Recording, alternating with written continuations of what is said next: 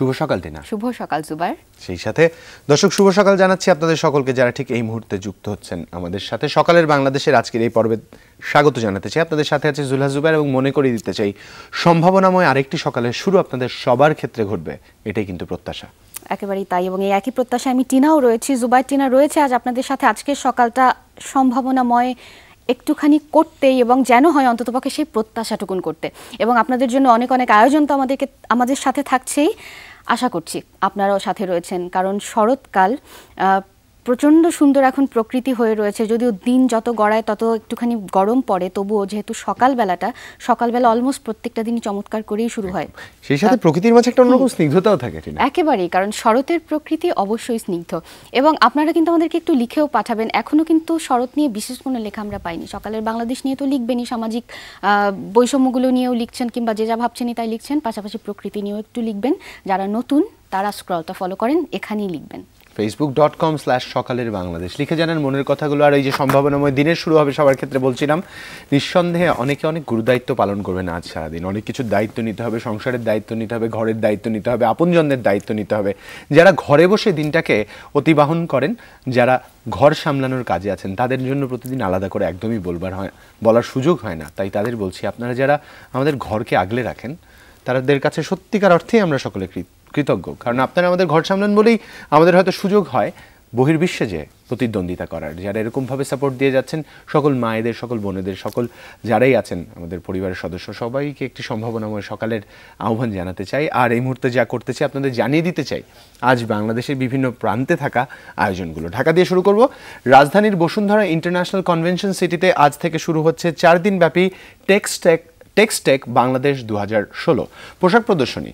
বিশ্ববাজারে বাংলাদেশের টেক্সটাইল ও পোশাক খাতকে আরও সমৃদ্ধ করতে ও দেশীয় উদ্যোক্তাদের নতুন প্রযুক্তির সঙ্গে পরিচয় করিয়ে দিতে এই আয়োজন করা হয়েছে। প্রদর্শনীতে 23টি দেশের 1050টি কোম্পানি অংশ নিয়েছে, যা চলবে 3 সেপ্টেম্বর পর্যন্ত। নিশ্চয়ই সময় সুযোগ করে এখানে চলে যাবেন, কারণ টেক্সটাইলের সাথে টেকনোলজির একটা মিশেল এখানে গেলে দেখতে পাবেন। আরও একবার ঢাকার একটা আয়োজনের খবরই জানাচ্ছি। মহাখালীর নিউ ডিওএইচএস এর গ্যালারি কসমোসে চলছে 13 দিনব্যাপী আর্ট এগেইনমেন্ট টেররিজম ব্রেড হার্ট প্রদর্শনী। এই প্রদর্শনীতে রয়েছে 45 জন শিল্পীর আঁকা 50টি চিত্রকর্ম। প্রতিদিন বেলা 12টা থেকে রাত 8টা পর্যন্ত সবার জন্য খোলা থাকছে এটি, এবং এটি আজ শেষ হয়ে যাচ্ছে। নিঃসন্দেহে এখনকার সময় খুব যৌক্তিক আর্ট এগেইনস্ট টেররিজমের একটি আয়োজন। ঢাকা থেকে আরেকটি আয়োজনের খোঁজ জানাচ্ছি। বাংলাদেশ শিল্পকলা একাডেমির স্টুডিও থিয়েটার হলে আজ অনুষ্ঠিত হবে কবিকণ্ঠে কবিতা পাঠ ও বঙ্গবন্ধুর উপর রচিত গানের কোরিওগ্রাফি। ঢাকার আরও একটি আয়োজনের খবর শিল্পকলা একাডেমিতে হচ্ছে। বাংলাদেশ শিল্পকলা একাডেমির জাতীয় চিত্রশালার 2 নম্বর গ্যালারিতে চলছে মাসব্যাপী বঙ্গবন্ধুর ওপর শিশুদের অঙ্কিত চিত্রকর্ম প্রদর্শনী, এবং এটিও আজ শেষ হয়ে যাচ্ছে। প্রিয়নগরী সিলেট থেকে যারাই যুক্ত আছেন, শেখ মুজিবুর রহমান ও পরিবারবর্গ স্মরণে সিলেটের দক্ষিণ সুরমার কামালবাজার সংলগ্ন মাঠে আজ অনুষ্ঠিত হবে গণভোজ। শুরু হবে বেলা 1টা থেকে। সিলেটে প্রথমবারের মতো বঙ্গবন্ধুর স্মরণে এমন বিশাল আয়োজনে স্থানীয় মানুষ কৃতজ্ঞতা প্রকাশ করেছেন। টাঙ্গাইলে যারা রয়েছেন, টাঙ্গাইল জেলা হিন্দু কল্যাণ ট্রাস্টের উদ্যোগে জেলা প্রশাসকের সভাকক্ষে শ্রীকৃষ্ণের জন্মাষ্টমী উপলক্ষে আজ সকাল 10:30টায় আলোচনা সভা অনুষ্ঠিত হবে। এখানে প্রধান অতিথি হিসেবে উপস্থিত থাকবেন জেলা প্রশাসক মাহবুব হোসেন। অনুষ্ঠান সঞ্চালনা করবেন বিপ্লব দত্ত। দিনাজপুর থেকে যারাই যুক্ত আছেন, দিনাজপুর নাট্য সমিতি মিলনায়তনে আজ অনুষ্ঠিত হবে বঙ্গবন্ধু শিশু কিশোর মেলা। দিনাজপুর জেলা শাখা আয়োজিত প্রতিযোগিতার সুন্দর হাতের লেখা ও চিত্রাঙ্কন প্রতিযোগিতার পুরস্কার ও সনদপত্র বিতরণ অনুষ্ঠান। জয়পুরহাটের দিকে চলে যায়। জয়পুরহাটে সন্ত্রাস এবং জঙ্গিবাদের বিরুদ্ধে ব্যাপক জনসচেতনতা বৃদ্ধির লক্ষ্যে জয়পুরহাটে আজ অনুষ্ঠিত হবে বেলা 11টা থেকে 12টা পর্যন্ত ঘণ্টাব্যাপী মানববন্ধন কর্মসূচি। নোয়াখালী থেকে যারাই যুক্ত আছেন, নোয়াখালীর কোম্পানিগঞ্জ উপজেলা কৃষি সম্প্রসারণ অধিদপ্তরের আয়োজনে চলছে 5 দিনব্যাপী ফলদ বৃক্ষ মেলা। প্রতিদিন সকাল 10টা থেকে বিকেল 5টা পর্যন্ত খোলা থাকছে এই আয়োজন, যা একই ধারাবাহিকতায় চলবে 1 সেপ্টেম্বর পর্যন্ত। নড়াইল সরকারি ভিক্টোরিয়া কলেজে SM সুলতান শিশু চারু এবং কারুকলা ফাউন্ডেশনের উদ্যোগে চলছে 3 দিনব্যাপী সুলতান উৎসব। এই উৎসব আজ শেষ হয়ে যাচ্ছে। নিঃসন্দেহে অনেকগুলো আয়োজনের খোঁজ জানিয়ে দিচ্ছি, যদিও বা তা সমগ্র দেশের খণ্ডচিত্র মাত্র প্রতিদিনের মতন করেই বলতে চাই। তো যদিও সময় সুযোগ একটু করে হাতে হয়, তাহলে কিন্তু আপনারা ঘুরে আসতে পারেন এরকম একটি আয়োজন থেকে। আর যারা হোমমেকারদের কথা বলছিলাম, যারা বাড়ি আছেন, তারা নিঃসন্দেহে পরিবারের সদস্যদের সাথে দিনের শেষটা ঘুরে আসতে পারেন এরকম যে কোনো আয়োজন থেকে। অবশ্যই তাই, এবং আমাদেরকে কিন্তু লিখেও জানাতে পারেন আপনার এলাকার আয়োজনের খবরটি কাদের আয়োজনে হচ্ছে, কাদের উদ্যোগে হচ্ছে, কাদের জন্য, প্রত্যেকের জন্য খোলা থাকছে কিনা, কটা থেকে কটা পর্যন্ত, তাহলে আমরা প্রত্যেকের সাথে শেয়ার করতে পারবো। facebook.com/সকালের বাংলাদেশ এখানে দিতে হবে। যেটা খুব আগ্রহী ছিলাম, একটু জানতে চাইছি কোন আয়োজনটা ঠিক স্পেসিফিকলি তুমি যদি পিক করতে বলতাম ইউ উড হ্যাভ পিকড? আমি একটা টেররিজম নিয়ে কিছু এগেইনস্ট আর্ট এগেইনস্ট টেররিজম, যেটা হচ্ছে কসমসে, এটা একটা হচ্ছে মহাখালী ডিএইচএস। হ্যাঁ, ডিএইচএস। এটা এখান থেকে একবার সুযোগ পেলে আমি ঘুরে আসতে চাই, কারণ কিরকম ভাবে একজন শিল্পী তার ভাষায় প্রতিবাদ জানান ওটা দেখতে। একদম একদম মানে ঠিক এই জায়গাটাই আসতে চাচ্ছিলাম। দর্শক, নিঃসন্দেহে অনেকগুলো আয়োজনের খোঁজ আপনাদের জানিয়েছি, তবুও কেন জানি এই একটি আয়োজনের মহাখালী ডিএইচএসে গ্যালারি কসমসে আর্ট এগেইনস্ট টেররিজম, আমার মনে হয় সত্যিকার অর্থে এক ভিন্ন রকম উপস্থাপনা কিছু একটা আমরা দেখতে পাবো একেবারে। এবং প্রত্যেকের তো যার যার ভাষা থাকে প্রতিবাদ জানানোর, একজন আর্টিস্টের চোখে কিন্তু প্রতিবাদটা এখানে গেলে দেখতে পাবেন। যাই হোক, আমরা জাতীয় দৈনিকগুলো জুবাইর, হ্যাঁ জাতীয় দৈনিকগুলো থেকে জানিয়ে দিই, কারণ গতকালকে যেহেতু রিভিউ খারিজ করে একটি আদেশ এসছে, তো মৃত্যুদণ্ড বহাল রেখেছে একেবারে, তো এটা নিঃসন্দেহে, এবং আজকে জাতীয় দৈনিকগুলোকে প্রধান শিরোনাম এটাই করবে হোপফুলি ম্যাক্সিমাম। আমি যুগান্তর থেকে শুরু করতে যাচ্ছি। রিভিউ খারিজ, ফাঁসি কাস্টের সামনে কাশেম, এক নজরে বিচার দেখিয়ে দিয়েছে একেবারে 11ই নভেম্বর থেকে 24শে অগস্ট 2016 পর্যন্ত রয়েছে এখানে দেয়া। কোন দিন কি হয়েছে ঠিক সেটা, কবে সাজা বহাল থেকেছে কিংবা কবে মৃত্যুদণ্ড বহাল রেখেছে কোর্ট, সেটাই বিস্তারিত পেয়ে যাবেন যুগান্তরে। মৃত্যুদণ্ড বহালে সর্বস্তরে স্বস্তি। জন কেরির ঢাকা সফর প্রসঙ্গে রয়েছে বাংলাদেশ যুক্তরাষ্ট্র সম্পর্কে আস্থা ফেরাবে, এটি রয়েছে। 71-এর ভয়ঙ্কর কাশেম আলী, ডালিম হোটেল ছিল মৃত্যু কারখানা, আলবদর ডেথ স্কোয়াড, এটি জানাচ্ছে যুগান্তর। এবং কারণ দর্শানোর নোটিশ 11 রিফাইনারিকে, এটিও একটি শিরোনাম রয়েছে যুগান্তরে। পরের নির্বাচন সুষ্ঠু করতে উদ্যোগ নেবে যুক্তরাষ্ট্র, খালেদা জিয়া জন কেরি বৈঠক, এটি একটি শিরোনাম উঠে এসেছে যুগান্তরের প্রথম পাতাতে। এবং মীর কাসেমের রিভিউ আদেশ কারাগারে, কার্যকরের অপেক্ষায় ষষ্ঠ ফাঁসি, এটি রয়েছে শেষ পাতা। একটুখানি চলে যাই যুগান্তর ফারাক্কা নিয়ে, যেটি রয়েছে ফারাক্কার ধাক্কায় রাজশাহীর টি বাঁধে ভয়ঙ্কর ভাঙন, জরুরি মেরামতে পানি সম্পদ মন্ত্রীর ফোন, নতুন করে অববাহিকা ভিত্তিক চুক্তির তাগিদ, এটি রয়েছে। এবং অর্ধশতাব্দী পেরিয়েও জাতীয়করণ বঞ্চিত দোহার নবাবগঞ্জ কলেজ থেকে এটি খবর, 1000 কোটি টাকার মালিক মীর কাসেম, এই প্রসঙ্গে বিস্তারিত শেষ পাতাতে রয়েছে। এবং যুদ্ধাপরাধীদের পুনর্বাসনের অভিযোগে জিয়া খালেদার বিচার করতে হবে, ঢাকা মহানগর আওয়ামী লীগের যৌথ আলোচনা সভায় প্রধানমন্ত্রী বলেছেন এটি। ধন্যবাদ তিনাকে। দর্শক, জাতীয় দৈনিক প্রথম আলোর শিরোনামগুলো পড়ে জানাতে চাই। প্রথমে লাল কালিতে শিরোনাম, একইভাবে টিরান ধারাবাহিকতায় পড়ে শোনাতে চাই। মানবতা বিরোধী অপরাধের বিচার, গুপ্তঘাতক আলবদর বাহিনীর নেতা মীর কাসেমের ফাঁসি বহাল, প্রাণ ভিক্ষা না চাইলে যে কোনো সময় ফাঁসি কার্যকর। এবং সেই সাথে লাল কালিতে আরও একটি শিরোনাম, ফেসবুকে গরুর হাট, একে অন্যকে ঘাঁটি ব্যবহার ভারত ও যুক্তরাষ্ট্রের চুক্তি, চীনকে মোকাবেলায় মার্কিন বাহিনীর লক্ষ্য, পরস্পর আস্থা বাড়ানোর গুরুত্ব জন কেরির, সেই সাথে 3.5 মাসেও ডিএনএ নমুনা মেলানো যায়নি। এবং রাজশাহীর শরীফুলি ভারতের আলোচিত সুলেমান, অধ্যাপক রেজাউল হত্যার আসামি, সেই সাথে ভিতরে অন্যান্য পাতায় যে সকল শিরোনাম রয়েছে তার মধ্যে 2-3টি পড়ে শোনাতে চাই। তা হচ্ছে ট্রাম্পের চেয়ে বেশি জনপ্রিয় ছারপোকা, এটি 7 পৃষ্ঠায় আপনারা পাবেন। এবং ভারত থেকে 1100 বাস ট্রাক কিনবে বিআরটিসি, এটা পৃষ্ঠা 12 পাবেন। এবং সবারই বাংলাদেশ যাওয়া উচিত, মূলত মাইকেল ভন, সাবেক ইংল্যান্ড দলের ক্যাপ্টেন, তিনি মূলত এই বিষয়টি জানিয়েছেন। 18 পৃষ্ঠা বিস্তারিত পাবেন, আপনারা পড়ে নিতে পারেন। শেষ পাতায় চলে যাব।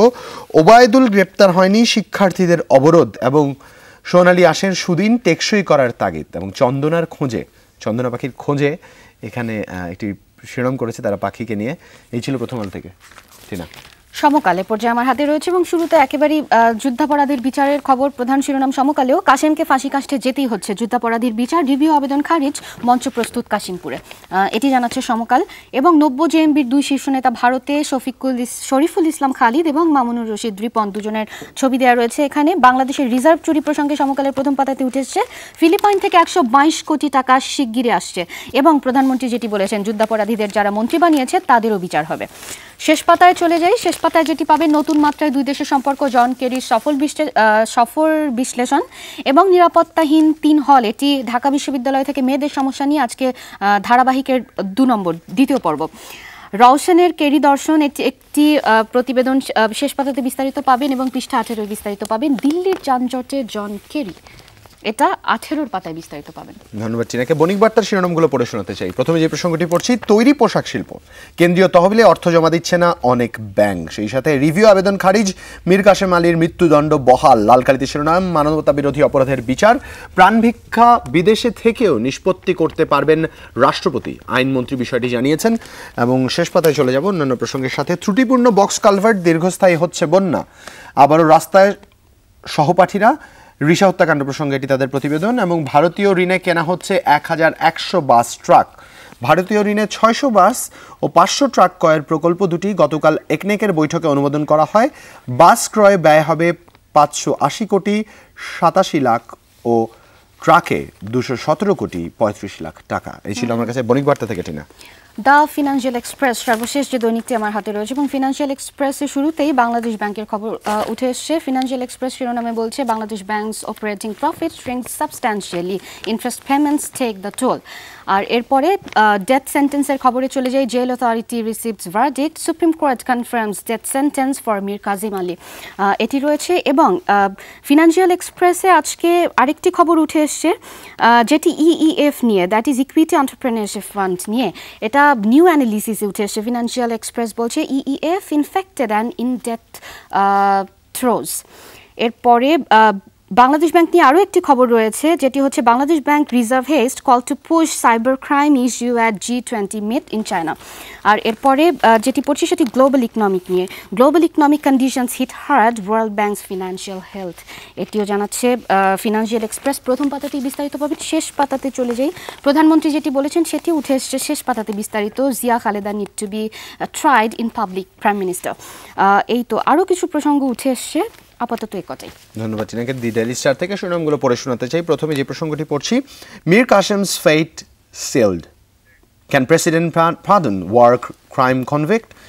প্রশ্নবোধক দিয়ে একটি প্রতিবেদন করেছে তারা, প্রশ্নবোধক চিহ্ন আছে সেই সাথে। Saudi job for taka 1.65 lakh, government fixes migration cost for each Bangladeshi worker, Kerry's visit Awami League leader see positive indication, BNP also happy, 11 to die for murder in Lakhipur.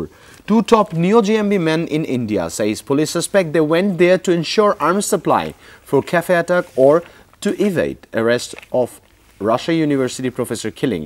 Singapore jails 2 more Bangladeshi, terror financing. শেষ পাতায় চলে যেতে চাই অন্যান্য প্রসঙ্গের সাথে। Survey shows grim picture, education quality in school. US-India sign military deal to use each other hand air naval base. Kerry brings talk to boost business ties. সেই সাথে teacher held probe body formed, student suicide, toxins in 9 food item. Finds government study on 15 commodities, no harmful elements in samples for the rest 6. এই ছিল আমার কাছে daily star থেকে টিনা। তার মানে আজকে যেগুলো উঠে এসছে, মীর কাসিমের ফাঁসি, যেটা একদম প্রধান শিরোনাম হয়ে উঠেছে। এবং পাশাপাশি প্রধানমন্ত্রীও বলেছেন যে যুদ্ধাপরাধী যারা মন্ত্রী বানিয়েছে তাদেরকেও ট্রাই করা হবে, they will also be tried. এটা কিন্তু প্রথম পাতাতে অলমোস্ট সব পাতায় উঠে এসছে।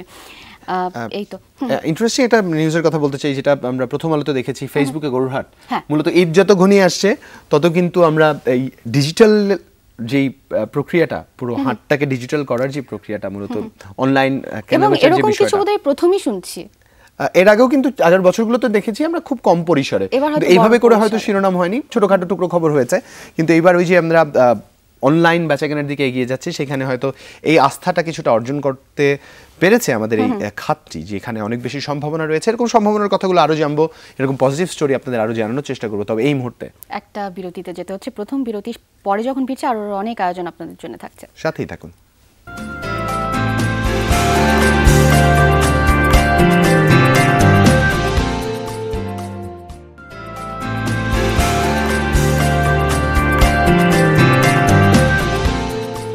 স্বাগত আরো একবার, দেখছেন সকালের বাংলাদেশ, সুলহা সুবাইয়ের সাথে আছি টিনা।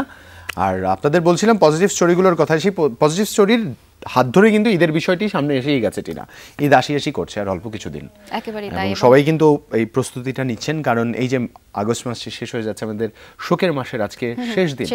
এবং সেই সাথে আগামীকাল থেকে যে মাসটি শুরু করব, তখন কিন্তু আবার ক্ষণগণনা শুরু হবে ঈদুল আজহা উদযাপনের। একটু একটু করে এগিয়ে যাব আমরা, খুব বেশি সময় পাবো না, 1 সপ্তাহ 10 দিন এরকম সময় আমরা পাবো। এবং প্রত্যেকের প্রিপারেশন নেওয়ারও কিন্তু একটা ব্যাপার রয়েছে। তুমি গরুর হাটের কথা বলে, যেটা আমরা যেহেতু আমাদের কান্ট্রি অনেক বেশি ডিজিটালাইজড হচ্ছে, তো অনেক বেশি আমরা ওভাবেই ঝুঁকছি যে কিভাবে সময়টা বাঁচিয়ে আমাদের সবকিছু কাজ সুষ্ঠুভাবে গুছিয়ে নেওয়া যায়। এরই ধারাবাহিকতায় কিন্তু অগ্রিম টিকেটের প্রসঙ্গও চলে আসে। আমরা বাসের কিছুদিন আগেই জানালাম যে বাসের অগ্রিম টিকিট দেওয়া শুরু হয়েছে, ট্রেনেরও অগ্রিম টিকিট দেওয়া কিন্তু চলছে, যেখানে আমরা গত 2-3 দিন ধরে জানাচ্ছি। আজ কিন্তু রেলওয়ে স্টেশনে আমাদের সহকর্মী আজমির রয়েছে, সরাসরি আজমিরের সাথে গিয়ে আজমিরের কাছ থেকে আমরা একটু জানতে চাই যে ওখান থেকে কি বিস্তারিত ওর কাছে রয়েছে। শুভ সকাল আজমির। শুভ সকাল আজমির।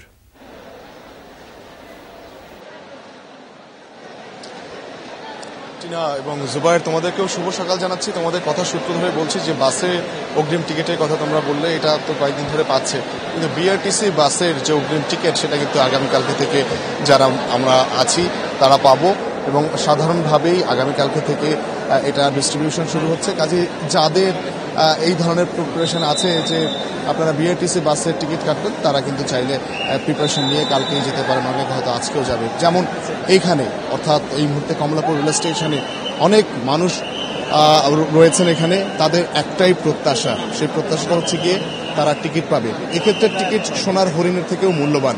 কারণটা হচ্ছে গিয়ে এটার জন্য তাদের নানান রকমের কষ্ট করতে হচ্ছে, পরিশ্রম করতে হচ্ছে, ধৈর্য ধরতে হচ্ছে। এখানে যে মানুষগুলো দেখতে পাচ্ছেন, আমার মনে হয় প্রত্যেকেই ধৈর্যের অবতার। কারণ যে পরিমাণ ধৈর্য, যে পরিমাণ জীবনী শক্তির প্রয়োজন আছে, তার থেকেও বেশি কিছু নিয়ে তারা এখানে এসেছেন। এর মধ্যে অনেকেই গতকালকে দিনের বেলা এসেছেন, কেউ কেউ এসেছেন গতকালকে বিকেলে বা সন্ধ্যায়। যে লাইনগুলো দেখতে পাচ্ছেন, এই লাইনগুলো হচ্ছে গিয়ে এখানকার গত কয়েকদিনের প্রতিদিনের প্রতিক্ষণের দৃশ্য। অর্থাৎ বিকেলে বা সন্ধ্যায় এখানে নিস্তব্ধ হয়ে যায় না। 5টার সময় টিকিট বিক্রি বন্ধ হয়ে যায়, 5টা থেকে পরের দিন সকাল 8টায় আবার টিকিট বিক্রি শুরু হয়। এই 5টা থেকে 8টা পর্যন্ত ধৈর্য নিয়ে তারা নানান রকমের কষ্ট সহ্য করে এখানে অপেক্ষা করেন, এবং অপেক্ষা করতে করতে তাদের এই পা দুটি কখনো কখনো নিস্তেজ হয়ে যায়। তখন তারা একটু রেস্ট চায়, কিন্তু সেই রেস্টটাকেও তারা পাচ্ছেন না। তখন কি করতে হচ্ছে, পেপার কিনে পেপারে বসে তাদের সময় কাটাতে হচ্ছে। একজন আরেকজনের সাথে আন্তরিকতা, বন্ধুত্বপূর্ণ সম্পর্ক তৈরি হচ্ছে, কখনো বিবাদ সৃষ্টি হচ্ছে, আবার কখনো কখনো নানান রকমের অপ্রত্যাশিত অভিজ্ঞতার মুখোমুখি হচ্ছেন তারা। আজকে 9 সেপ্টেম্বরের টিকিট নিতে মানুষজন এসছে, যারাদেরকে দেখতে পাচ্ছেন ভদ্রতা করে তারা সবাই দাঁড়িয়ে গেছে, কিন্তু আমরা যখন এসেছিলাম তারা সবাই বসা ছিল এবং প্রত্যেকেই প্রচণ্ড পরিমাণে ক্লান্ত। নানান রকমের মানুষের অভিযোগ রয়েছে এবং অনেকের অভিযোগ নেই, এটাই বাস্তবতা, তারা মেনে নিয়েছেন। আমরা কিছু মানুষের সাথে কথা বলবো যারা এখানে টিকিট নিতে এসেছেন। ভাইয়া, আপনার নামটা, আপনার সাথে কথা বললাম কিছুক্ষণ আগে, একটু নামটা বলবেন। মোহাম্মদ মিজান রহমান রনি। কোথায় যাবেন? আমি দেওয়ানগঞ্জ যাব। আচ্ছা, এখানে এসেছেন কখন? আমি গতকাল রাত 9টার সময় এসেছি, 8:30টার দিকে যদি আসছি, সম্ভবত 9টার দিকে, 9:15টার দিকে। আচ্ছা, সেই থেকে আপনি কি একাই এসেছেন? হ্যাঁ, আমি পরিবার থেকে একাই এসেছি টিকিট। আচ্ছা, এইরকম নির্ঘুম রাত বা ক্লান্তিহীন অপেক্ষা, এটা কি এই প্রথম? না, এর আগেও এসেছি, যদিও গত ঈদেও এসেছি, তার আগের ঈদেও এসেছি পরিবারের সাথে ঈদ করার জন্য, আনন্দে কাটানোর জন্য। একটি রাত না হয় একটু নির্ঘুম কাটালাম, তবুও শান্তি যে আমরা পরিবারের সকলের সাথে ঈদ কাটতে পারবো। কোনো অভিযোগ নেই? না, যদিও কোনো অভিযোগ নেই। সাথে কথা বলবো, একটু সামনে চলে আসেন। যেটা হচ্ছে, এখানে তো আপনার মতো করে অনেকেই লাইন দিয়ে অপেক্ষা করছেন। আমরা দেখছিলাম যে আপনারা খুব এলোমেলো ভাবে বসেছিলেন কিছুক্ষণ আগেও, তো এলোমেলো ভাবে বসা দেখে আমি একটু কনফিউজ ছিলাম। ওই লাইনটার ব্যাপারটা একটু ইন্টারেস্টিং, একটু বলে দেন যে কিভাবে আপনারা এটা মেনটেন করলেন, আমাদের দর্শকরা জানুক একটু। আমরা ওই বসেছিলাম, আমাদের সামনে কে আমরা এরকম মনে রাখছি যে পরিচিত, মানে ওনারা বলছে তোমার সামনে কে, ওর সামনে কে, মানে এরকম পরিচিত, লাইনটা মানে এলোমেলো না হয়, মানে চিনে রাখছিলাম আমরা আর কি। টিকিট সিস্টেম করছি নিজেরা, মানে পার্সোনালি ভাবে। হ্যাঁ, সাদা কাগজে একজন সিগনেচার দিয়ে, কমন সিগনেচার, এই সিগনেচারটা সবাই পরিচিত। এই সিগনেচার যার কাছে আছে, এই টিকিটটা সিরিয়াল অনুযায়ী আমরা মেনটেন্স করতেছি। যেমন এই টিকিটটা একটা, এটা 162। অর্থাৎ একটু বলতে চাই যে দর্শক, মানে হচ্ছে গিয়ে এখানে ব্যক্তিগত উদ্যোগীও হয়েছেন অনেকে, হয়ে যেন লাইনটায় ডিসিপ্লিন থাকে, যেন একজন আর অসতর্কতায় আরেকজন সামনে চলে না আসে, এর জন্য তারা প্রচন্ড পরিমাণ আন্তরিকভাবে নিজ উদ্যোগে টিকিট করেছেন, এবং এ কারণে তারা বিভিন্ন জায়গায় ছড়িয়ে ছিটিয়ে রেস্ট করলেও একটা সময়ের ঝামেলায়, মানে নির্বিবাদে তারা এখানে আসতে পেরেছেন। একটু ভিন্ন কথা আমরা একটু আপনাদের কাছে একটু শোনাতে চাই। ইনি একজন ভদ্রলোক আছেন, ইনি কথা বলছিলেন যে ডিজিটাল ভাবে নাকি টিকিট দেওয়া হচ্ছে। কিন্তু তাতে উনি সন্তুষ্ট না, একটু সংক্ষেপে বলবেন। জি, আমি তো গতকাল আসছিলাম, এই যে আপনাদের টেলিভিশনে এরকম যে ভোগান্তি হয়, সারা রাত ধরে থাকতে হয়, এই ভোগান্তি থেকে মুক্ত হওয়ার জন্য মোবাইলে আমি টিকিট করার জন্য আসছিলাম আর কি। 20% টিকিট নাকি মোবাইলে দেওয়া হয়। কিন্তু দুঃখের ব্যাপার হলো যে আমি যখন একটা কাস্টমার কেয়ারে আসছি, তখন ওরা বলতেছেন ভাই আমাদের কাছে টিকিট আছে, কিন্তু এই থেকে টিকিট সেন্টার থেকে এগুলো ব্লক করে দেওয়া হয়েছে। না, আগে থেকে আমাদেরকে জানানো হয় না। আমরা কাস্টমার কেয়ারে যখন আসছি তখন বলা হয়েছে, তারপরে আবার ওইখান থেকে কমলাপুর স্টেশনে আসছি, আসার পরে ব্লক করে দেওয়া হলে কেন বললো যে আমরা কখনো ব্লক করি নাই। কিন্তু বললাম যে এখানে তারা টিকিট আছে কিনা, ওখানে অ্যাভেলেবল সিট আছে, কিন্তু এখানে তারা বলে যে না, কোনো সিট নাই। সেই জন্য সারা রাত ভরে এখানে আবার দাঁড় করে রাখছি। অর্থাৎ এটাও একটা ভোগান্তির অন্যরকম রূপ। অর্থাৎ যে প্রশ্নটা উনি করলেন, দূর থেকে শুনতে পেয়েছেন যে ডিজিটাল বাংলাদেশ কোনো একটা মোবাইল অপারেটর এই সুযোগ দিয়েছিল যে তারা টিকিট মানে মোবাইল ফোনের মাধ্যমে টিকিট ক্রয় করা যাবে 20% টোটাল টিকিটের, কিন্তু এখানে এসে তারা প্রথমে চেষ্টা করেছেন, সেখানে ব্যর্থ হয়ে, অর্থাৎ কোনো টিকিট সেল হচ্ছে না অনলাইনে, তারপরে এখানে এসছেন এবং এখানে এসে এই লাইনে।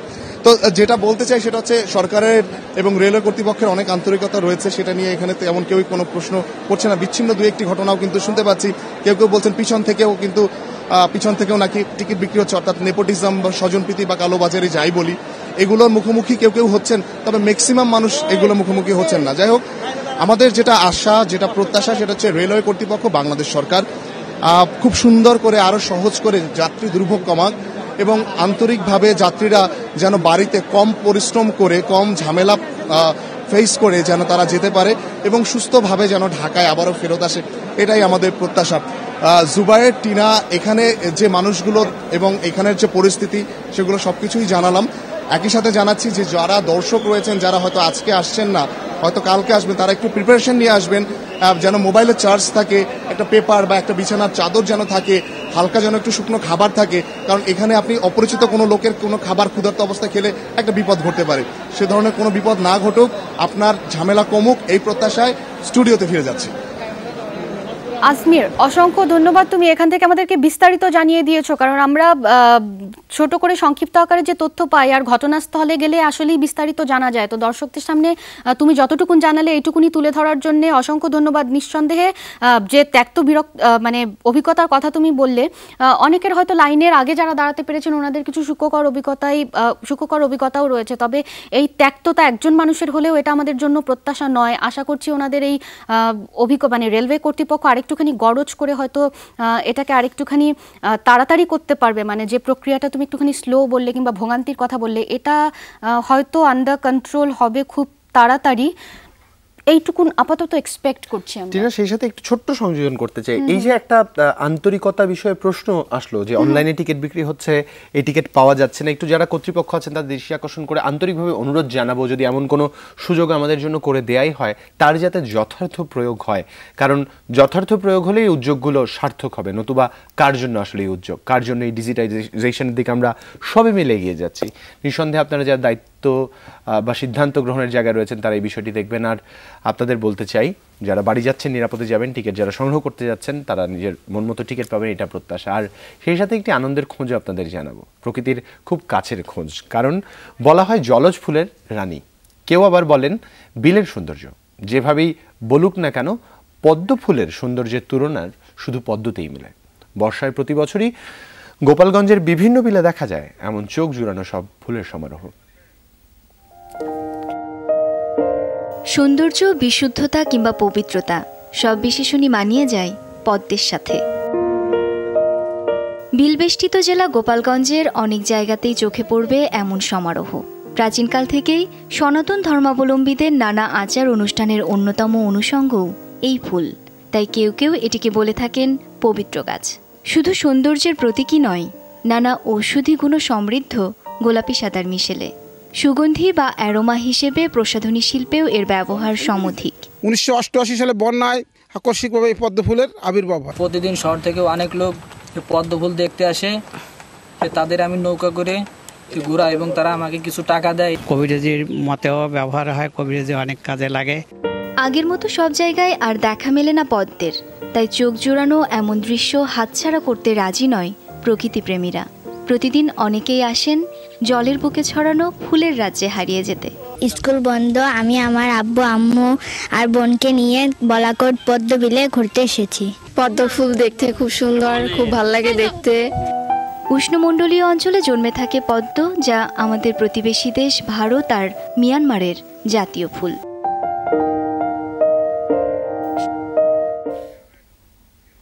চিনার কি বলার আছে? আমার কি বলার আছে বলতে আসলে অনেক কিছু বলার আছে ডেফিনেটলি। এখানে গেলে আপনি 108টা পদ্ম হয়তো তুলে আনতে পারবেন না, তুলে এনে কাউকে হয়তো দিতে পারবেন না, কারণ এখান থেকে তুলে আনা বারণ। তবে আপনার 108টা পদ্ম তুলে আনার থেকেও চোখকে প্রচুর শান্তি দেবে, এরকমই ভাবে হচ্ছে। যাই হোক, আমাদের আরো অনেক কিছু বলার আছে, তবে আপাতত একটা বিরতিতে যেতেই হচ্ছে। ফিরে এসে আরো অনেক কথা হবে, সাথেই থাকুন।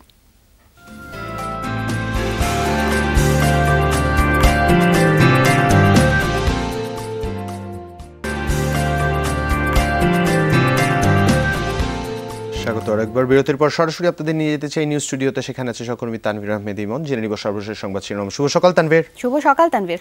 শুভ সকাল টুইনা ও জুবাইর। দর্শক শুভ সকাল আপনাদেরকে এবং একই সঙ্গে আমন্ত্রণ আজকের হেডলাইন নিউজে। ঈদুল আজহা উপলক্ষে ট্রেনের আগাম টিকিট বিক্রির তৃতীয় দিনে আজ দেওয়া হচ্ছে 9 সেপ্টেম্বরের টিকিট। সকাল 8টায় বিক্রি শুরু হলেও গতকাল রাত থেকেই রেল স্টেশনে ভিড় করতে থাকেন টিকিট প্রত্যাশীরা। একজন যাত্রী 4টি করে টিকিট কিনতে পারছেন। এবার 2,60,000 যাত্রীর যাতায়াতের ব্যবস্থা করেছে রেল কর্তৃপক্ষ। ঈদ উপলক্ষে আগামী 7 সেপ্টেম্বর থেকে ঢাকা থেকে বিভিন্ন রুটে যাত্রা করবে 69টি ট্রেন। টিকিট কালোবাজারি, অজ্ঞান পার্টি, সন্ত্রাসী, জঙ্গি দমনে রেলওয়ের নিজস্ব বাহিনী ও আইন শৃঙ্খলা রক্ষাকারী বাহিনীর সদস্যরা যাত্রীদের নিরাপত্তা দেবেন। উইলস লিটল ফ্লাওয়ারের শিক্ষার্থী সুরাইয়া আক্তার রিশার খুনি ওবায়দুলকে গ্রেফতার ও ফাঁসির দাবিতে বিক্ষোভ করেছেন শিক্ষার্থী, শিক্ষক ও অভিভাবকরা। গতকাল সকাল থেকেই কাকরাইল মোড়ে অবরোধ করে খুনি ওবায়দুলকে দ্রুত গ্রেফতারের দাবি জানান তারা। এদিকে সকল শিক্ষা প্রতিষ্ঠানের সামনে বুধবারের পূর্ব নির্ধারিত 1 ঘন্টার অবস্থান কর্মসূচি একদিন পিছিয়ে বৃহস্পতিবার করা হয়েছে। ওই দিনেই উইলস লিটল ফ্লাওয়ার স্কুলে রিশার স্মরণ সভা অনুষ্ঠিত হবে।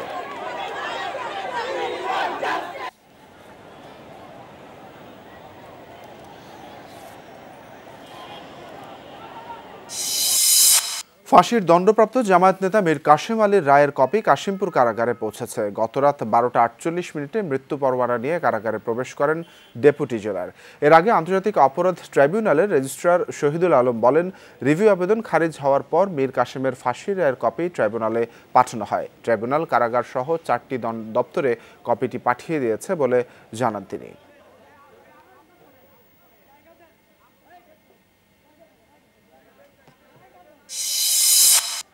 যুদ্ধাপরাধীর মৃত্যুদণ্ড নিয়ে যারা হুমকি দিচ্ছে তাদেরও বিচার করবে দেশের মানুষ, এমন মন্তব্য করেছেন প্রধানমন্ত্রী শেখ হাসিনা। গতকাল কৃষিবিদ ইনস্টিটিউটে জাতীয় শোক দিবসের আলোচনায় এই মন্তব্য করেন প্রধানমন্ত্রী। বললেন, হুমকির কাছেও নত না হয়ে ধারাবাহিকভাবে যুদ্ধাপরাধীদের বিচারের রায় কার্যকর করে যাচ্ছে সরকার। এসব যুদ্ধাপরাধীদের মৃত্যুদণ্ড নিয়ে যারা হুমকি দিচ্ছে তাদেরও বিচার করবে দেশের মানুষ। যুদ্ধাপরাধীদের রাজনীতিতে পুনর্বাসন ও মন্ত্রী বানানোর দায়ে জিয়াউর রহমান ও খালেদা জিয়ার বিরুদ্ধে জনমত গঠনের আহ্বানও জানান তিনি। গুম, অপহরণ ঘৃণ্যতম মানবতা বিরোধী অপরাধ বলে মন্তব্য করেছেন বিএনপি মহাসচিব মির্জা ফখরুল ইসলাম আলমগীর। ভবিষ্যতে এসব কর্মকাণ্ডে জড়িতরা রেহাই পাবে না বলে হুঁশিয়ারি দিয়েছেন তিনি। গুম দিবস উপলক্ষে গতকাল সুপ্রিম কোর্ট বার অ্যাসোসিয়েশন মিলনায়তনে বিএনপির আলোচনা সভায় এই হুঁশিয়ারি দেন বিএনপি মহাসচিব। এ সময় বিএনপির স্থায়ী কমিটির সদস্য ব্যারিস্টার মওদুদ আহমদ বলেন, সরকারের ব্যর্থতার কারণে প্রতিদিনই এমন ঘটনা ঘটছে। রাজধানীর কুর্মিটোলা জেনারেল হাসপাতালে লাগা আগুন নিয়ন্ত্রণে এসেছে। গতকাল রাত 9:30টার দিকে হাসপাতালের 5ম ও 6ষ্ঠ তলার লিফটের কাছে ধোঁয়া দেখতে পান রোগীর স্বজনরা। খবর পেয়ে ফায়ার সার্ভিসের 7টি ইউনিট আগুন নিয়ন্ত্রণের কাজ শুরু করে। বিচ্ছিন্ন করা হয় হাসপাতালের বৈদ্যুতিক সংযোগ। নিচতলার একটি স্টোরে শর্ট সার্কিট থেকে আগুনের সূত্রপাত বলে প্রাথমিকভাবে ধারণা করছে ফায়ার সার্ভিস।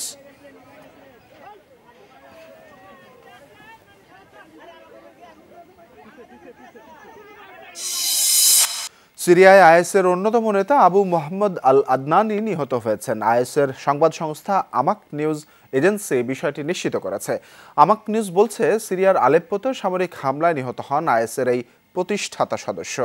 আইএসের আনুগত্য স্বীকার করে পশ্চিমা বিশ্বে যেসব হামলা হয়েছে তার আহ্বান প্রথম আদনানির কাছ থেকে আসে।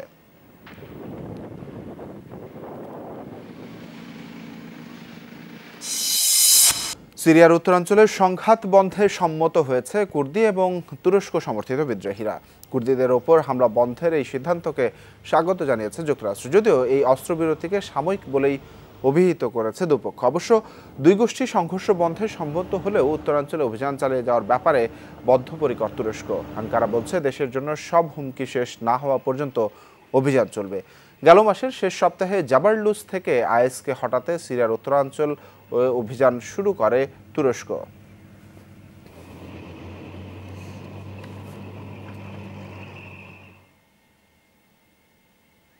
দর্শক, এই ছিল আমার হাতে হেডলাইন নিউজে। ফিরে যাচ্ছি সকালের বাংলাদেশে টিনা এবং জুবাইরের কাছে।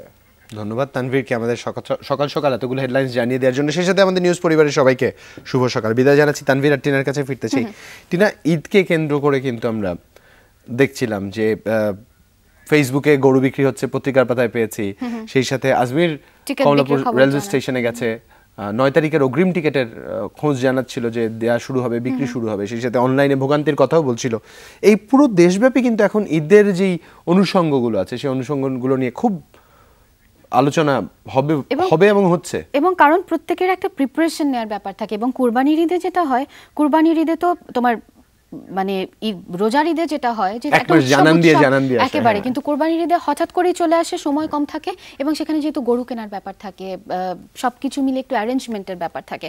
যাই হোক, আপনাদেরকে একটুখানি জানাতে চাই, কোরবানির ঈদকে সামনে রেখে ঝিনাইদহের কয়েক হাজার খামারি কিন্তু ব্যস্ত সময় পার করছেন। গোখাদ্যের দাম বৃদ্ধিতে খরচ এবার কিছুটা বেড়েছে বলে দাবি খামারিদের। রাস্তা এবং হাটে চাঁদাবাজির বিষয়টিও তা ভাবিয়ে তুলছে তাদের। চাঁদাবাজি বন্ধে সরকারের নির্দেশনা মাঠ পর্যায়ে সঠিকভাবে বাস্তবায়ন হয় না বলেও অভিযোগ তাদের। কদিন বাদই এসব গরু সরবরাহ হবে রাজধানী সহ দেশের বিভিন্ন কোরবানির পশুর হাটে। ভালো দামের আশায় পশুকে আকর্ষণীয় করে তুলতে পরিচর্যায় ব্যস্ত খামারিরা।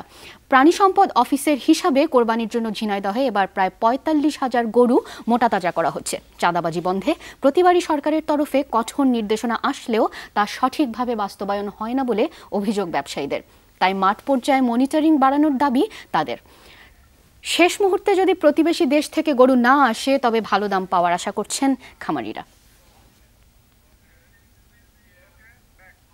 আমাদেরও আশা এটাই থাকবে টিনা, যে সারা বছর ব্যাপী যারা এই পশুপালন করলো তারা যাতে প্রকৃত দামটা পায়, পরিচর্যা করেন, কারণ বেশ শ্রম সাপেক্ষ একটি বিষয়। একেবারে। এবং কিছুদিন আগে জুবাইর, আমি একটু তোমাকে বলি, দর্শকরাও হয়তো মনে করে থাকবেন, যেদিন তুমি ছিলেন, আজমির এবং আমি ছিলাম এখানে, আমরা কিন্তু জানাচ্ছিলাম, আমাদের সহকর্মী কিন্তু জানাচ্ছিলেন যে সিরাজগঞ্জে কিভাবে তারা গরুর পরিচর্যা করছে এবং সেখানে প্রত্যেকের এটাই বক্তব্য ছিল যে আমাদের দেশে যথেষ্ট পরিমাণ গরু রয়েছে যেটা দেশবাসীর চাহিদা পূরণ করতে পারবে।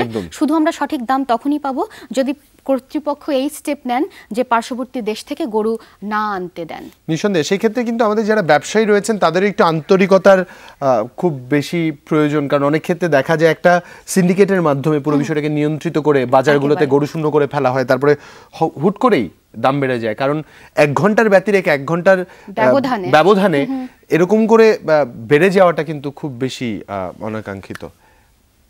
একেবারেই। যাই হোক, আমরা আপাতত আবেদনই তো জানাতে পারি, আর তো কিছু করার থাকে না আমাদের। মানে এই সব জায়গায় আসলে একটুখানি অসহায়ই লাগে। নিঃসন্দেহে। এই মুহূর্তে আরেকজন সহকর্মীর সাথে যুক্ত হতে চাই, সরাসরি চলে যেতে চাই সিরাজগঞ্জে। সেখানে আছেন আমাদের সহকর্মী গোলাম মোস্তফা রুবেল।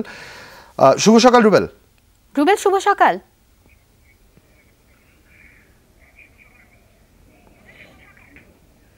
শুভ সকাল জুবাইর এবং টিনা। আসলে আপনারা জানেন যে সিরাজগঞ্জে কিন্তু গো খামার একদম বিখ্যাত, কারণ এখানে মিলভিটা প্রতিষ্ঠিত হওয়ার পর থেকে এই অঞ্চলে ছোট বড় প্রায় হাজার হাজার গো খামার রয়েছে এবং ছোট ছোট উদ্যোক্তাও রয়েছে যারা একটা দুটো করে গরু কিনে আজ অনেকটা স্বাবলম্বী এবং তারা অনেকটাই মানে স্বপ্ন দেখে যে গরুগুলো যখন তারা লালন পালন তখন স্বপ্ন দেখে গরুগুলো বিক্রি করে সেটা দিয়ে তার সারা মানে বছর চলবে। মানে এই বিষয়গুলো নিয়ে কিন্তু সিরাজগঞ্জে অনেক গো খামার এখানে তৈরি হয়েছে। তবে একটি দুঃখের বিষয় যেটা হচ্ছে, এবারের বন্যায় কিন্তু সিরাজগঞ্জে গো খামারি যারা রয়েছে তাদের কিন্তু অনেকটাই ক্ষতি হয়েছে। কারণ এবছরে যে বন্যা এসেছিল, যে বন্যায় পুরো ঘাসগুলো তলিয়ে যাওয়ার কারণে সেই গরুগুলোকে তাদের ঘরে অর্থাৎ খামারি গরুগুলোকে রাখতে হয়েছে এবং সেখানে তাদের কেনা খাদ্য খাওয়ানো হয়েছে। আমি আমার পিছনে একটা খামারে যদি আপনাকে দেখাই, এখানে অনেক গরু রয়েছে, সবগুলো গরু খামার থেকে বের করা সম্ভব হয়নি, কারণ অনেক বড় বড় গরু। সেই গরুগুলো এখানে কিছু গরু আছে যে গরুগুলো দেখতেছেন যে এইভাবে কিন্তু সারা জেলায় আমার প্রায় কয়েক হাজার খামার রয়েছে যে খামারগুলোতে এইভাবে এই গরুগুলোকে লালন পালন করা হয় এবং অনেক সুন্দর মোটা তাজাকরণ করা হয় একদম দেশীয় পদ্ধতি খাবারগুলো খাওয়াই। তো আসলে এবারে যে খাবারের মূল্য এবং মূল্যটা কিন্তু অনেক বেশি, কারণ এই এত মূল্য দিয়ে এই গরুগুলোকে এত মূল্যের খাবার খাওয়ায় গরুগুলোর প্রতি যে খরচটা পড়েছে আসলে এই খরচে কিন্তু পুষিয়েওটা অনেকটাই অসম্ভব হয়ে দাঁড়াবে এই অঞ্চলে যারা খামারি রয়েছে। তবে তারা একটা জিনিস আশঙ্কা করছেন যে বারবার যে যদি দেশের বাইরে থেকে গরুগুলো আসে তাহলে তাদের যে ন্যায্য মূল্যটি সেটি কিন্তু তারা পেয়ে থাকে না। আর এই ন্যায্য মূল্য যদি পায় তাহলে খামারিরা কিন্তু অনেকটাই স্বাবলম্বী হবে এবং খামারিরা অনেকটাই তারা ভালো আরো আগ্রহী হবে এবং যারা উদ্যোক্তা আছে তারাও আরো আগ্রহী হবে এবং আশেপাশে যারা আছে তারা এই গরুগুলোকে লালন পালন করবে। কারণ আমাদের সিরাজগঞ্জে কিন্তু প্রচুর গরু, এবার প্রায় 3.5 লাখ গরু এবার মোটা তাজাকরণ করা হয়েছে ঈদ উপলক্ষে। তো আমি একটু কথা বলতে চাচ্ছি এই খামারের যিনি মালিক সাইদুল ইসলাম তার সাথে। আচ্ছা, এবার আপনি কয়টা গরু পালছেন এবং গরুগুলো কি অবস্থা এবং আপনি কয়টা গরু দিয়ে জীবনে শুরু করেছিলেন এই ব্যবসাটি? আমি প্রথম 5টা গরু দিয়ে শুরু করছিলাম। আপনি মনে করেন যে এখন আমার 25টা গরু আছে। মোটামুটি মনে করেন যে গরুগুলো আছে আমাদের যদি দেশের বাইরের গরু না আসে তাহলে মনে করেন যে আমাদের খামারে লাভজনক হবে। আর যদি প্রতি বছরে নেয় এবারও বাইরে থেকে গরু আসে তাহলে হয়তো এবারও লসের সম্মুখীন হতে হবে। আপনি যে গরুগুলো আছে একটা করে গরুর মূল্য কি পরিমাণ হবে বলে মনে হয়? এখন যে গরুগুলা দেখতেছেন এইগুলা গরু তাও মনে করেন যে 2 লাখ বা 1,80,000 এরকম বিক্রি হলে তাহলে আমাদের পুষবে। আপনার তো দেখা দেখি করে আপনার এলাকায় কতজন এরকম খামার দিয়েছে? এই গ্রামে সর্বপ্রথম 1999 সনে আমি প্রথম খামার করি। এখন এই গ্রামে প্রায় 100-র মতো ছোট বড় 100-র মতো খামার আছে এই গ্রামেই। আচ্ছা, ধন্যবাদ আপনাকে। আসলে উনি বলছিলেন যেমনটি যে উনি যখন শুরু করেছিলেন উনি ওনার পরে কিন্তু প্রায় গ্রামে প্রায় শতাধিক এখন খামার, ছোট বড় খামার রয়েছে। আসলে এই সকল খামারের মালিকের কিন্তু স্বপ্ন একটাই যে সারা বছর তারা গরুগুলো লালন পালন করে এবং সেগুলো ঈদের সময় বিক্রি করবে এবং সেখান থেকে একটা মূল্য পাবে, সেটা দিয়ে তাদের সেই স্বপ্নগুলো পূরণ করবে। তা আসলে সিরাজগঞ্জ জেলায় সার্বিক গরুগুলো নিয়ে কি অবস্থা আছে খামারিরা সেই বিষয়গুলো জানতে এখন কথা বলতে চাচ্ছি সিরাজগঞ্জ জেলা প্রাণী সম্পদ কর্মকর্তা আখতারুজ্জামান ভূঁইয়ার সাথে। আচ্ছা, আমার জেলায় এখন কি পরিমাণ গরু মোটা করা হচ্ছে এবং এই গরুগুলো যেন ন্যায্য মূল্য পায় সেই জন্য আপনারা কি ধরনের উদ্যোগ নিচ্ছেন? সিরাজগঞ্জ জেলায় প্রায় 3.5 লক্ষ গরু, ছাগল, ভেড়া আমার মোটা তাজাকরণ করা হয়েছে। তা আমাদের সমস্যা হলো বন্যার কারণে গোখাদ্যের সংকট দেখা দিয়েছে। তা আমাদের খামারিরা যদি ন্যায্য মূল্য পায়, দেশের বাইরে থেকে যদি গরু না আসে এবং তারা যদি উদ্যোক্তা যেভাবে তৈরি হয়েছে, আমাদের এই গ্রামটাতেই 100 খামারি আছে আমাদের গরুর মোটা তাজা করার জন্য এবং আমি আশা করছি যে আমাদের সদস্য সরকার এই ব্যাপারে নজর দিবেন যে খামারিরা যাতে ন্যায্য মূল্য পায়। কারণ এবছর খামারের খাদ্যের দাম অনেক বেশি পড়ে গেছে, কারণ আমার 990 একর নেপিয়ার ঘাস পানিতে তলিয়ে গিয়েছে, যার কারণে সমস্ত গরুকে স্টল ফিডিং করানো হচ্ছে এবং যার কারণে খাদ্যের দাম বেশি পড়াতে গরুর উৎপাদন খরচ বেড়ে গেছে এবং এই উৎপাদন খরচ যদি পুষিয়ে না উঠতে পারে তাহলে আমাদের খামারিরা বিপর্যয়ের সম্মুখীন হবে। তবে আমি আশা করছি ইনশাল্লাহ আমাদের কুরবানিতে গরুর কোনো সংকট হবে না। আমাদের গরুগুলার আধুনিক পদ্ধতিতে দেশীয় খাবার খাওয়াইয়ে হৃষ্টপুষ্ট করা হচ্ছে। সুতরাং আমাদের গরুতে কোনো স্টেরয়েড জাতীয় কোনো কিছু ব্যবহার করা হয় না। আমরা এই ব্যাপারে কঠোর এবং কঠিন বাস্তবতার মুখোমুখি হয়ে আমরা এটাকে দমন করেছি। যে পরিমাণ গরু উৎপাদন হয়েছে তা দিয়ে কি দেশের চাহিদা মেটানো সম্ভব? হ্যাঁ, আমাদের সরকারের যে হিসাব পরিসংখ্যান আছে, আমাদের যদি গত বছরও আমরা এই সমস্যা মোকাবেলা করেছি, দেশীয় গরু দিয়েই আমরা কুরবানি সম্পন্ন করেছি। এবছরে আশা করি আমরা দেশীয় গরুর দ্বারাই আমাদের কুরবানি সম্পূর্ণ হবে। ধন্যবাদ আপনাকে। আসলে টিনা উনি যেমনটি বলছিলেন যে আমাদের দেশের যে গরুগুলো উৎপাদন হয় সেই গরুগুলো কিন্তু অনেক ভালো এবং এই গরু দিয়ে কিন্তু সারা দেশের চাহিদা মেটানো সম্ভব। কিন্তু কিছু অসাধু ব্যবসায়ী তারা এই দেশের বাইরে থেকে গরুগুলো নিয়ে এসে এই গরুগুলো অর্থাৎ আমাদের দেশে যে গরুগুলো লালন পালন করা হয় সেই গরুগুলোর ন্যায্য মূল্য পায় না, তখনই অনেকটা হতাশার মধ্যে পড়ে যায় এই খামারিরা। তো এই বছরে আসলে সরকার এই উদ্যোগটি নেবে এবং দেশের বাইরে গরুগুলো না আসলে আমার এই সিরাজগঞ্জের সহ সারা দেশে যে সকল গরু খামারিরা রয়েছে এবং যারা উদ্যোক্তা রয়েছে তারা সঠিক একটা মূল্য পাবে এবং তারা এগিয়ে যাবে, তাদের স্বপ্নটা পূরণ হবে, এমনটাই কিন্তু প্রত্যাশা করছেন এই অঞ্চলের যারা খামারি তারা। টিনা, রুবেল, অসংখ্য ধন্যবাদ আরও একবার সিরাজগঞ্জ থেকে আমাদের একদম আপডেট জানিয়ে দেওয়ার জন্য। নিঃসন্দেহে আমরা কুরবানির আগে আবারও সিরাজগঞ্জে আপনার কাছে কখনো সুযোগ হলে যাব এবং শেষ মুহূর্তের প্রিপারেশন এবং অবস্থাও আপনি জানাবেন। ধন্যবাদ রুবেল। সেই সাথে টিনা একটু বলতে চাই যে রুবেলও কিন্তু একই কথা দিয়ে শেষ করেছে, ন্যায্য মূল্য পাবে। সেই সাথে একটু সংযোজন করতে চাই যে যেই ব্যবসায়ীরা গরুগুলো বিভিন্ন নগরে নিয়ে যাবেন, বিভিন্ন বাহনে চাপিয়ে নিয়ে আসবেন, তারা কিন্তু রাস্তায় রাস্তায় যে চাঁদাবাজির যে বিষয়টি শিকার হবে। আমরা আমাদের এই বর্তমান সরকারকে আন্তরিকতার বিষয়ে এতটুকুই শুধু বলতে পারি, আন্তরিকতার কমতি কোনো ক্ষেত্রে আমরা দেখতে পারিনি। এই একটি ক্ষেত্রে যদি তাদের কথাটা চিন্তা করে সত্যিকার অর্থে কঠোরভাবে এই বিষয়টি নিয়ন্ত্রণ করে আইন প্রয়োগকারী সংস্থা, প্রত্যেকের ব্যাপার হচ্ছে আন্তরিকতা থাকলেও অনেক সময় মনিটরিং এর অভাবে অনেক কিছু হয়ে যায়, যেটা মাঠ পর্যায়ে যারা রয়েছেন ব্যবসায়ী উদ্যোক্তা তাদের জন্য ক্ষতির কারণ হয়। সঠিক মনিটরিং কিন্তু এসব কিছু আটকাতে পারে। যাই হোক, অন দ্যাট নোট আমরা আমাদের শেষ বিরতিতে চলে যাই। জুবাইর, আমরা শেষ বিরতিতে যাচ্ছি, আবহাওয়া বার্তা নিয়ে ফিরছি, সাথেই থাকুন।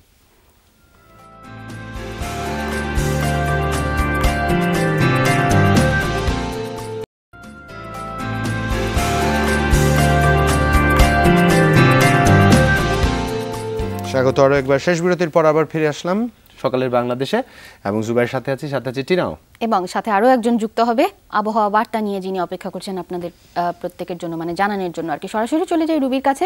শুভ সকাল রুবি। শুভ সকাল রুবি। শুভ সকাল। কিছু অপেক্ষা যদি সংক্ষিপ্ত হয় সত্যিই ভালো লাগে। এই যে সবাইকে জানানোর জন্য ওয়েট করি যে কখন টিনা আসবে, এই ওয়েটের সময়টা কিন্তু আমার খুব একটা কষ্ট হয় না, যদিও পৃথিবীর সবচেয়ে কঠিন কাজ হচ্ছে অনেকক্ষণ ধরে কারোর জন্য ওয়েট করা। এত ওয়েট করার পর যে 2 মিনিট পাই, সেই 2 মিনিট কথা বলার সময় টিনা পুরো 6 মাসের বাচ্চার মতো হাত পা ছোড়াছুড়ি করে। তার ভাবটা এমন, কখন আমি শেষ করব, কখন আমি শেষ করব। উফ, জেলাস। ওর বড় ভাই মনে হয় ইলিয়াস। যাই হোক, আপাতত ইলিয়াস জেলাস। যাই হোক, আপনাকে বলতে চাই, আপনি যদি বৃষ্টি দেখতে দেখতে জেলাস হয়ে যান, তাহলে আজকে হয়তো আপনাকে আর জেলাস হতে হবে না। বৃষ্টি দেখে, রৌদ্রুর হাসি দেখে আপনিও হাসতে পারবেন। ঢাকা, চট্টগ্রাম, রাজশাহী, খুলনা, সিলেট, বরিশাল, রংপুর প্রত্যেকটা জায়গাতে। কিন্তু তার সাথে সাথে একটু করে বৃষ্টির সম্ভাবনা দেখাচ্ছে ওয়েদার স্কেজুয়াল যা আছে ফোরকাস্টে। কারণ বলা হচ্ছে ঢাকাতে আজকে সকাল থেকে সন্ধ্যা পর্যন্ত বৃষ্টি হওয়ার সম্ভাবনা রয়েছে এবং পাশাপাশি রোদও থাকছে। একটা কিরকম যেন একটা ওয়েদার। এবং চট্টগ্রামে একদম সারাদিন আজকে বৃষ্টি নেই, তবে শেষ রাতে গিয়ে শেষ ঘন্টাতে একটু বৃষ্টি হবে, এমনটাই বলছে ওয়েদার ফোরকাস্ট। আর সারাদিন বেশ বজ্রপাত হবে আজকে চট্টগ্রামে। আর এছাড়া রাজশাহীতেও বজ্রপাত রয়েছে সারাদিন, সন্ধ্যার দিকে গিয়ে বৃষ্টির সম্ভাবনা রয়েছে। এবং এছাড়া অন্যান্য সময়টা কখনো মেঘ কখনো বজ্রপাত রয়েছে। খুলনাতেও তাই, সকাল সন্ধ্যা বৃষ্টি এবং সারাদিনই রোদ। সিলেটে একেবারেই সারাদিন রোদ বৃষ্টি একসাথে, সিলেটের প্রত্যেকটা ঘন্টাতেই বৃষ্টি এবং রোদ দুটোই দেখাচ্ছে। বরিশালেও তাই, এবং রংপুরে গিয়ে আজকে সারাদিন বৃষ্টি রোদ। মোট কথা হচ্ছে প্রত্যেকটা বিভাগে একই অবস্থা, শুধুমাত্র চট্টগ্রাম ছাড়া, কারণ চট্টগ্রামে আজকে তেমন কোনো বৃষ্টির সম্ভাবনা নেই। এই তো গেল রোদ বৃষ্টির হিসেব। এবার গতকালকে সর্বোচ্চ এবং সর্বনিম্ন তাপমাত্রার খবর আপনাকে। সর্বোচ্চ তাপমাত্রা গতকালকে ছিল রাজশাহীতে এবং তা ছিল 36.2 ডিগ্রি সেলসিয়াস। সর্বনিম্ন তাপমাত্রা ছিল নেত্রকোনাতে, ছিল 25 ডিগ্রি সেলসিয়াস। আজকের সূর্যোদয় যা হয়ে গেছে ঠিক 5:40 সূর্য অস্ত যাবে 6:17 বিভাগীয় শহর ঢাকা। সর্বোচ্চ তাপমাত্রা 35.3, সর্বনিম্ন 27.9 ডিগ্রি সেলসিয়াস। চট্টগ্রাম আজকে সর্বোচ্চ 33.8, সর্বনিম্ন 26.5 ডিগ্রি সেলসিয়াস। রাজশাহী আজকেও মনে হয় রাজশাহী সর্বোচ্চর খাতাতেই থাকবে, কারণ অলরেডি এখানে 36.2 আমরা দেখতে পাচ্ছি, কারণ অন্যান্য কোথাও কিন্তু 36.2 এখন পর্যন্ত দেখছি না। 27.9 হচ্ছে সেখানে সর্বনিম্ন তাপমাত্রা। রংপুর সর্বোচ্চ 34.2, সর্বনিম্ন 26.5 ডিগ্রি সেলসিয়াস। খুলনা সর্বোচ্চ 35, সর্বনিম্ন 27 ডিগ্রি সেলসিয়াস। বরিশাল সর্বোচ্চ 33.3, সর্বনিম্ন 26.2 ডিগ্রি সেলসিয়াস। এবং সবশেষে সিলেট আজকে সর্বোচ্চ 33, সর্বনিম্ন 26 ডিগ্রি সেলসিয়াস। এই ছিল হাতে থাকা ওয়েদার ডিটেলসে। যেহেতু রোদ বৃষ্টি দুটো সম্ভাবনাই দেখাচ্ছে ওয়েদার ফোরকাস্ট, তার মানে ছাতা রাখলে মানে রথ দেখা এবং কলা বেচা দুটোই হয়ে যাবে। জুবাইর, গতকালকে সর্বনিম্ন তাপমাত্রা ছিল নেত্রকোনাতে। একটা কথা তো মনেই পড়ে গেল। এক লোক আরেক লোককে জিজ্ঞেস করছে, ভাই আপনার গ্রামের বাড়ি কই? বলার সাথে সাথে সেই লোকটা ওনার চোখের কোনাতে গিয়ে বারবার আঙুল দিচ্ছে। আবার বলছে, আরে ভাই দুষ্টামি করেন কেন, গ্রামের বাড়ি কই? উনি আবারও চোখের কোণে আঙুল দিল। তা বলো এইরকম করছেন কেন, বাড়ি কোথায় বলবেন? বলে বলছিলাম তো এতক্ষণ নেত্রকোনা। বলে এই জন্য আপনি আমার এখানে হাত দিবেন? বলে আরে ভাই নেত্র মানে চোখ, কোনা মানে কর্ণ, মানে এক সাইডে, এটাই বলছিলাম। কয় ফাইজলামি করেন, আমার গ্রামের বাড়ি কই যদি আপনার এরকম বাস্তবে দেয় তাহলে টের পাইবেন। কই কেন কই? গলা সিফা। তো যাই হোক, আর কথা বললে আমারও তাই হবে। ভালো থেকো। তুইও ভালো থেকে রুবি। আসলে ওয়েদারের সাথে সাথে মাঝে মাঝে এরকম কিছু জিনিস তোমার কাছ থেকে পাই। সত্যিকার অর্থে দিনের স্টার্টিংটা কিছু বলার নেই। ভাগ্যিস অন্য যাই হোক, দর্শক আপনারা যে যেখান থেকে যুক্ত আছেন, এই সকল কাজের ক্ষেত্রে আপনারা কিন্তু কিছুটা নিয়ন্ত্রিত আচরণ করতে হবে। একদম মানে রুবির মতো আচরণ করা যাবে না। যাই হোক, কবির সুমনকে একটা ধন্যবাদ জানাতে চাই, কারণ তিনি আনন্দময় শৈশব আমাদের ধারণ করে পাঠিয়েছেন শিবপুর নরসিংদী থেকে।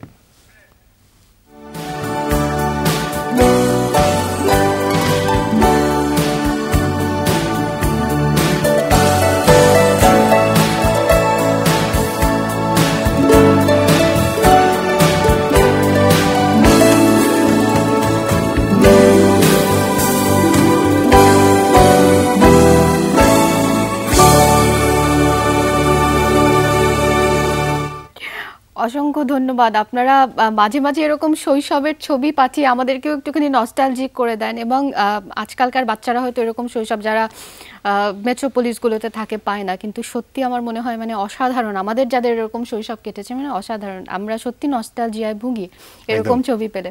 একদম এরকম আরো যারা যারা ছবি তুলে পাঠাতে চান তারা আমাদের facebook.com/সকালের বাংলাদেশ ইনবক্স করে জানাতে পারেন। একটা শিরোনাম লাগবে, এডিট করা যাবে না, কোনোভাবে আপনাদের সিগনেচার কিন্তু বসানো যাবে না। আর আপনাদের বলে দিতে চাই সারাদিন আপনাদের জন্য আমাদের যে আয়োজনগুলো থাকছে নিঃসন্দেহে আপনাদের সাথে পাবো এই প্রত্যাশা, কারণ 6:30 আপনারা দেখবেন টেক ট্রেক। 8:30 মিনিটে শোবিজ জগতের সব খবরাখবর নিয়ে থাকছে আমাদের প্রত্যেক দিনের আয়োজন শোবিজ টুনাইট। রাত 9:20 পাবেন ক্রাইম সিন, এবং রাত 11টায় সমসাময়িক বিষয় নিয়ে আমাদের টক শো থাকছে 24 ঘন্টা।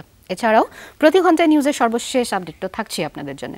ঠিক এই মুহূর্তে যখন বিদায় নিব তখন সংবাদ 10:30 দেখার একটা আমন্ত্রণ জানাবো যে 8:30 আপনাদের জন্য পরিবেশিত হবেন। সেই সাথে একটু বলে দিতে চাই দর্শক, যে যেখান থেকে বসে দেখছিলেন শুনছিলেন, যাদের দিনের শুরু মাত্র হয়েছে, যারা মাত্রই ঘুম থেকে উঠেছেন, লম্বা একটা দিন অপেক্ষা করছে আপনাদের জন্য। সম্ভাবনাময় করে তুলবেন নিজ উদ্যোগে, এটাই প্রত্যাশা। আর যারা ওই যে অনুষ্ঠানের শুরুতেই বলেছিলাম হোম মেকার, যারা আজ বাড়িঘরের দায়িত্ব নিয়ে আছেন, বাড়িঘরের দায়িত্ব সামলান আমাদের প্রতিদিন, আলাদা করে আপনাদের কখনোই বলবার হয় না। আর যেহেতু সুযোগ পেয়েছি, সকালেও শুরু করেছি তাদের দিয়েই, শেষটাও করতে চাই তাদের সাথে রেখে। নিঃসন্দেহে আপনারা আপনাদের দায়িত্ব পালন করেন বলেই আমাদের প্রকৃতি পরিবেশ এবং আমাদের জীবনগুলো এত বেশি সুন্দর হয়ে উঠছে। কৃতজ্ঞতা আপনাদের সকলের প্রতি, এবং অনেকটা সহজ হয়ে উঠছে। একদম আমরা যারা কর্মক্ষেত্রে যাই, আপনারা ঘর সামলান বলেই হয়তো কর্মক্ষেত্রে যাওয়ার এত শান্তি করে একটা সুযোগ থাকে। বাড়ি বসে যারা দেখছিলেন, যারা এই মুহূর্তেও দেখছেন, এই সকল হোম মেকারকে শুভ সকাল জানিয়ে আজকের মতো এখানে বিদায় নিচ্ছি। ভালো থাকবেন, সাবধানে থাকবেন, শুভ সকাল। শুভ সকাল।